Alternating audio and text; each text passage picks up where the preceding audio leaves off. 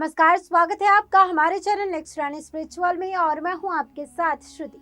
हिंदू धर्म में हिमालय की गोद में बसे केदारनाथ धाम को 12 ज्योतिर्लिंगों में से एक माना गया है।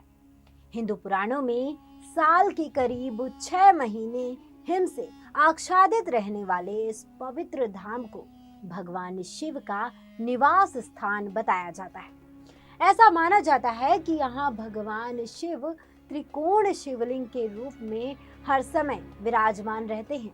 वैसे तो पौराणिक ग्रंथों में इस धाम से जुड़ी कथाओं का वर्णन मिलता है, परंतु आज हम आपको महाभारत में इस धाम से जुड़ी एक कथा के बारे में बताने जा रहे हैं, जिसमें यह बताया गया है कि यहाँ पांडवों को भगवान शिव ने साक्षात दर्शन दिए, जिसके बाद पांडवों ने यहाँ इस धाम को स्थापित किया।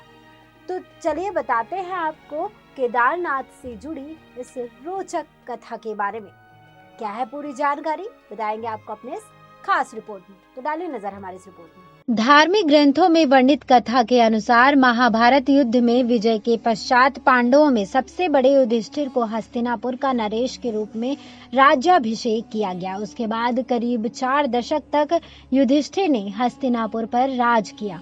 इसी दौरान एक दिन 5 पांडव भगवान श्री कृष्ण के साथ बैठकर महाभारत युद्ध की समीक्षा कर रहे थे। समीक्षा में पांडवों ने श्री कृष्ण से कहा, हे नारायण, हम सभी भाइयों पर ब्रह्म हत्या के साथ अपने बंधु बांधवों का भी हत्या कलंक है। इस कलंक को कैसे दूर किया जाए? तब कृष्ण ने पांडवों से कहा कि ये सच है कि युद्ध में भले ही जीत तुम्हारी हुई है, लेकिन तुम लोग गुरु और अपने बंधु बांधवों को मारने के कारण पाप के भागी बन गए हो। इन पापों के कारण मुक्ति मिलना असंभव है, परंतु इन पापों से सिर्फ महादेव ही मुक्ति दिला सकते हैं। अतः महादेव की शरण में जाओ। उसके बाद श्री कृष्ण द्वारिका लौट आए। उसके बाद पांडव अपने पापों से मुक्ति के लिए चिंतित रहने लगे और मन ही मन सोचते रहे कि कब राजपाट का त्याग कर शिव जी की शरण में जाया जाए। उसी बीच एक दिन पांडवों को पता चला कि वासुदेव अपने परम धाम लौट गए हैं।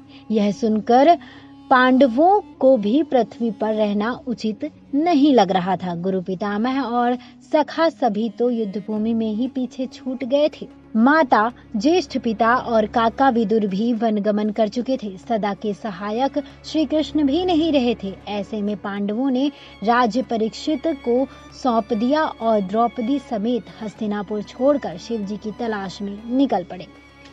हस्तिनापुर से निकलने के बाद 5 भाई और द्रौपदी भगवान शिव के दर्शन के लिए सबसे पहले पांडव काशी पहुँचे, पर वे उन्हें वहां नहीं मिले। उसके बाद वे उन लोगों ने कई और जगहों पर भगवान शिव को खोजने का प्रयास किया, परंतु जहां कहीं भी ये लोग जाते, शिव जी वहां से चले जाते। इस क्रम में 5 पांडव और द्रौपदी एक दिन शिव जी को खोजते हुए हिमालय तक पहुंचे। यहाँ भी जब शिव जी ने इन लोगों को देखा तो वे छिप गए, परंतु यहाँ युधिष्ठिर ने भगवान शिव को छिपते हुए देख लिया। तब युधिष्ठिर ने भगवान शिव से कहा, हे प्रभु, आप कितना भी छिप जाएं, लेकिन हम आपके दर्शन किए बिना यहाँ से नहीं जाएंगे। और मैं ये भी जानता हूँ आप इसलिए छिप रहे हैं क्योंकि हमने पाप किया है।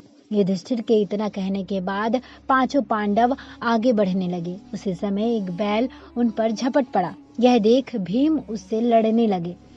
इसी बीच बैल ने चट्टानों के बीच अपना सिर छिपा लिया, जिसके बाद भीम उसकी पूंछ पकड़कर खींचने लगी तो बैल का धड़ सिर से अलग हो गया और उस बैल का धड़ शिवलिंग में बदल गया। और फिर कुछ क्षण पश्चात उस शिवलिंग से भगवान शिव प्रकट हुए। शिव ने पांडवों के पाप क्षमा कर दिए।